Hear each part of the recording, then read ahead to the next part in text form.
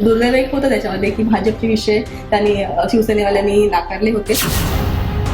कुठलाही विषय मी त्यांना समजून सांगण्याचा प्रयत्न करत होते की आपण ह्या नागरिकांचे विषय घेऊन आलेलो आहोत. त्याच्यामुळे तुम्ही जर फक्त संख्याबळ विचार केलात तर तो एखाद्या वॉर्डचा किंवा त्या ह्याचा विषय होणार आहे. त्याच्यामुळे तसं होतंय की नागरिकांची गळचेपी होती मी म्हणेन. अंबरनाथ नगर परिषदेच्या नगराध्यक्षा तेजश्री करंजुले पाटील, आपण त्यांच्याशी थेट बातचीत करूया. स्वागत आहे मॅडम तुमचं लोकमतमध्ये. थेट माझा पहिला प्रश्न तुम्हाला असा आहे की जानेवारीमध्ये निवडणुका झाल्या, निकाल लागला, तुम्ही या पदावर विराजमान झाला. ह्या 3 ते 4 महिन्याच्या कालावधीमध्ये तुम्हाला नेमका काय अनुभव आहे? आता 2 जानेवारीला पदभार घेतलेला आहे आणि तेव्हापासून बघतोय कामाला आपण सुरुवात केलेली आहे. जागोजागी समस्या लोकांच्या ज्या आहेत त्या जाणून घ्यायचा पूर्ण प्रयत्न चालू आहे आणि त्या समस्यांवर मार्ग काढण्यासाठी आता आपण आमच्याकडे अडचण अशी झालेली आहे की स्थायी समिती आणि विशेष समित्या ह्या स्थापन झालेल्या नाहीत. ह्या सत्ता संघर्ष जे आहे त्याच्यामुळे झालेलं आहे.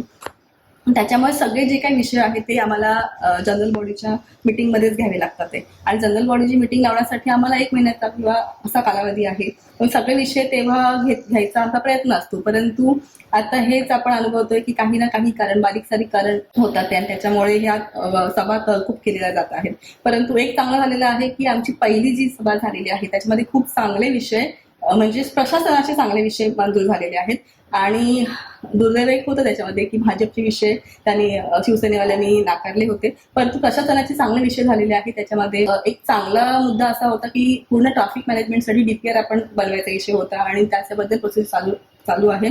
त्याच्यामध्ये पूर्ण शहरामध्ये ट्रॅफिक मॅनेजमेंट होणार आहे. पार्किंगची सुविधा पूर्ण शहरामध्ये जी आता अडचण येते ती सॉल्व्ह होणार आहे. त्याचबरोबर जे हॉकर झोन आहेत ते निश्चित केले जातील जेणेकरून जी स्टेशन परिसरात मुख्य जी ट्रॅफिकचे प्रॉब्लेम होतोय, नागरिकांना ज्या अडचणी येतात ते त्या लवकरात लवकर आम्ही सॉल्व्ह करण्याचा प्रयत्न करत आहोत. नक्कीच आपल्या बोलण्यातून एक महत्त्वाची गोष्ट या ठिकाणी आली की आम्ही सेनेचे विषय मान्य केले पण आमचे जे म्हणजे भाजपाचे जे विषय होते ते मान्य करण्यात आले नाही. आपण नगराध्यक्ष म्हणून निवडून आलेला आहात भाजप पक्षामधून. मात्र संख्याबळाच्या जोरावर या ठिकाणी भाजपची गळचेपी करण्याचा प्रयत्न होतोय असा आरोप आहे का? वारंवार ऍक्च्युली संख्याबळाच्याच विषयावरती, कारण की आतापर्यंत सभेमध्ये माझा अनुभव मी सांगते तुम्हाला की कुठलाही विषय मी त्यांना समजून सांगण्याचा प्रयत्न करत होते की आपण ह्या नागरिकांचे विषय घेऊन आलेलो आहोत. त्याच्यामुळे तुम्ही जर फक्त संख्याबळ विचार केलात तर तो एखाद्या वॉर्डचा किंवा त्या ह्याचा विषय होणार आहे. त्याच्यामुळे तसं होतंय की नागरिकांची गळचेपी होती मी म्हणेन, भाजपची होण्यापेक्षा नागरिकांचा त्रास होतोय असं मी म्हणेन. आणि त्यांना समजलं पाहिजे की आपण जेव्हा टॅक्स कुठल्या पैशातून खर्च करतोय, हा जो काय आपण खर्च करतोय तो ते नागरिकांच्या पैशाचे, आणि नागरिक थोडी एकाच वॉर्डमधून नागरिक पैसे टॅक्स भरतात, ते सगळ्या नागरिकांचेच पैसे आहेत हे. मग ही कुठेतरी त्यांना समजदार आली पाहिजे. मला वाटतं त्यांच्या जे वरिष्ठ आहेत त्या वरिष्ठांनी पण त्यांना जरा समजून सांगितलं पाहिजे की असं पुढे होऊ नये आणि नागरिकांची कामं आपण मार्गी लावले. जे काही होऊ दे पण सभेमध्ये राजकारण करू नये ही माझी आज विनंती तुमच्या माध्यमातून त्यांना करते. नक्कीच या ठिकाणी तुम्ही महत्त्वाचा उल्लेख केलेला आहे की विकास कामांमध्ये राजकारण करू नये, बाकीचे काही विषय असतील ते कोर्टाने त्या पद्धतीने पुढे गेले ते. खरं तर राज्यामध्ये महायुतीचं सरकार आहे आणि सगळ्या प्रोजेक्टमध्ये आपण बघतोय तर सगळेजण एकत्र काम करताना दिसत आहेत. मात्र आम्हाला अंबरनाथमध्ये नेहमी असं चित्र बघायला मिळतं की प्रत्येक महासभेमध्ये काही ना काही राडा किंवा गोंधळ किंवा आरोप किंवा काहीतरी अन्य गोष्टी ज्या आहेत त्या वारंवार समोर येताना दिसत आहेत. तर हे नेमकं थांबणार कधी आहे? बघा, माझा प्रयत्न सभा चांगली होण्याचा असतो. प्रत्येक वेळेला मी शांततेत सभा घेण्याचा प्रयत्न करत असते. मागच्या सभेमध्ये सुद्धा स्टार्टिंगला म्हणजे सभा सुरू होण्याच्या तेव्हाच मी सगळ्यांना तेच सांगत असते की शांततेच्या मार्गाने आपण सभा घेऊयात. सगळ्यांचे प्रश्न आहेत, सगळ्यांचे प्रश्न ऐकून पण घेणार आहोत, परंतु एका शिस्तीने होऊ देत. आणि त्या शिस्तभंगाचा कुठून दोन्ही मी कोणाच्या एका पक्षाचं बोलत नाही, सगळ्या नगरसेवकांचा विषय असतो. कोणतरी एक उठलं की त्याला कोणतरी वेगळं हे करतं, मग तो वाद निर्माण होतो आणि त्याच्यामुळे कुठे ना कुठे सभागृहामध्ये गोंधळ निर्माण होतो आणि मग ती सभा तहकूब करावी लागते, असं आम्हाला अनुभव येत आहे. नक्कीच हा एक आता राजकारणाचा भाग झालाय. मात्र शहरामध्ये वेगवेगळी जी विकास कामं होऊ घातलेली आहे त्यामध्ये महत्वाचा रोल असतो तो कॉन्ट्रॅक्टरचा. कारण कॉन्ट्रॅक्टरनी जर त्याची शिस्त पाळली नाही किंवा त्याचे नियम पाळले नाही तर अर्थातच त्याचा परिणाम एकंदरीतच संपूर्ण शहराच्या विकासावर होतो. आपण सीए आहात तर या ठिकाणी विशेषतः अंबरनाथमध्ये कॉन्ट्रॅक्टरचा हिशोब आपण कशा पद्धतीने ठेवणार आहात?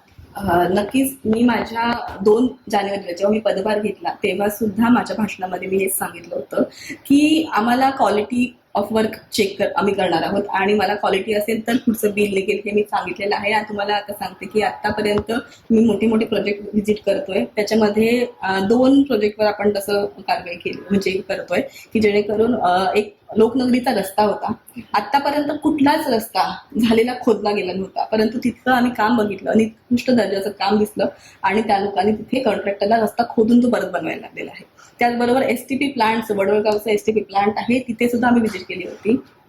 तेव्हा तिथल्या कॉन्ट्रॅक्टरला बोलवलं होतं, तर ते आले होते, त्यांनी जे एक्सप्लेनेशन दिलं ते आम्हाला पटलं नाही. तिथे पूर्ण बंद होतो आणि करोडोने आपण खर्च करतोय आणि सेकंड टेंडर त्याला दिलं होतं. मग त्याच्यानंतर आम्ही त्यांना विचारलं की हे का चालू नाहीये किंवा काय अडचणी आहेत, तर त्यांना ते सांगता पण आलं नाही. आणि अक्षरशः ते कॉन्ट्रॅक्टर, त्याचा मुलगा तिथे होता आणि ते निघून गेले तिथून, म्हणजे अक्षरशः त्यांना उत्तर नव्हती त्यांच्याकडे. आणि हा मोठा विषय होता. आता त्यांनी परत आम्हाला सांगितलं आहे की पूर्तता केलेली आहे डॉक्युमेंटची, आणि पण तुम्हाला आधी पूर्तता करणं गरजेचं होतं, तर त्यांचं बिल पण आपण होल्ड केलेलं आहे. तर आज सगळ्या कॉन्ट्रॅक्टरला हाच माझा मेसेज आहे की आम्हाला क्वालिटी ऑफ वर्क पाहिजे. तुम्ही काम दिल्यानंतर तर तुम्हाला परवडत असेल तर निविदा भरा, नाही तर भरू नका एकतर. कारण की तुम्ही बोलता की बिलो टेंडर आहे मग परवडणार नाही, मग भरू नका मग त्याच्यापेक्षा. त्याचबरोबर जर बिलं आम्ही आतापर्यंत मी अकाउंट्समध्ये सुद्धा हेच निर्देश दिलेले आहेत की कुठलंही बिल पुढे व्हायच्या आधी आम्हाला त्याचं व्हिजिट करून प्रत्यक्ष पाहणी केल्याशिवाय आम्ही बिल काढणार नाही, म्हणजे क्वालिटी आम्ही चेक करणारच आहोत. नक्कीच या ठिकाणी आपण कॉन्ट्रॅक्टरच्या बाबतीमध्ये रोखठोक भूमिका घेतलेली आहे. मात्र जनरली जर आपण बघितलं तर सर्व जे कॉन्ट्रॅक्टर असतात ते एका कुठल्या पक्षाचं नाव नाही घेत मी, पण सत्ताधारी पक्षाला थोडेसे असे फेवर करणारे असतात. अशी चर्चा जी आहे ती सर्वच नगरपालिकांमध्ये सुरू असते. मग या ठिकाणी जर कॉन्ट्रॅक्टरवर कारवाई करण्याची वेळ जर आली तर आपल्यावर सुद्धा एक प्रेशर येण्याची शक्यता आहे. त्या परिस्थितीमध्ये आपण या परिस्थितीकडे आपण कसं बघा? पहिल्या दिवसापासून हेच आहे आणि माझं सांगणं, आणि इलेक्शनच्या प्रचारामध्ये सुद्धा हेच होतं की क्वालिटीमध्ये कॉम्प्रोमाइज नाही, मग ते कुठलाही कॉन्ट्रॅक्टर असू दे, कुठल्याही पक्षाचा असू दे. आणि त्याच्यामुळे मी आता तुमच्या माध्यमातूनच सांगते की क्वालिटी, आणि मी आता सुद्धा माझ्याकडे काही प्रपोजल्स येतात, मी सांगितले क्वालिटी असेल तर काम करा म्हणून स्पष्ट सांगितलं आहे. तुम्हाला जर परवडत नसेल तर टेंडर भरू नका, परवडणार असेल, चांगली क्वालिटी देत असाल तरच टेंडर भरा, ही आजच विनंती करते, पुढच्या वेळेला विनंती नसणार.